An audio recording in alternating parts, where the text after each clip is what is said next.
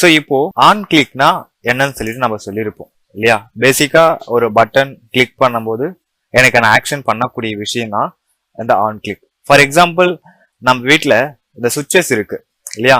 நான் ஒரு சுவிட்சை ப்ரெஸ் பண்ணா எனக்கான ஃபேன் ஆக்ஷன் நடக்கும். இன்னொரு சுவிட்சை ப்ரெஸ் பண்ண உடனே லைட்டுக்கான ஆக்ஷன் நடக்கும். ஒரு சுவிட்சை ப்ரெஸ் பண்ண உடனே ஒரு ஆக்ஷன் நடக்குது பார்த்தீங்களா.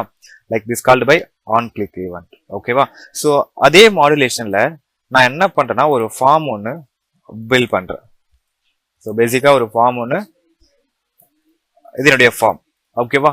இந்த ஃபார்ம்ல ஒரு இமெயில் இன்புட், அனதர் ஒன் ஒரு பாஸ்வேர்ட் இன்புட், இதுல லாகின் அப்படின்னு சொல்லிட்டு ஜஸ்ட் ஒன் பட்டன் ஒன்று எடுத்துக்கிறேன்.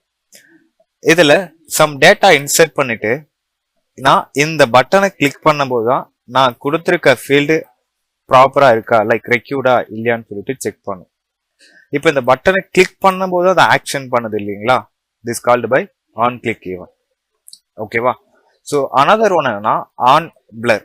ஆன் பிளர் என்ன பண்ணும் அப்படின்னு கேட்டீங்கன்னா, நான் ஃபர்ஸ்ட் இன்புட்டை சம் டேட்டாவை டைப் பண்றேன், காஷிவ் அப்படின்னு டைப் பண்றேன். அடுத்த இன்புட்டை நான் கிளிக் பண்ண உடனே ஃபர்ஸ்ட் இன்புட்ல இருக்க டேட்டா சரியா இருக்கா இல்லையான்னு செக் பண்ணி சொல்லிடும். சரியா.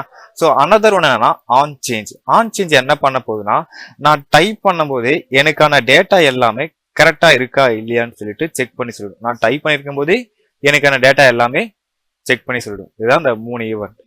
ஓகேவா.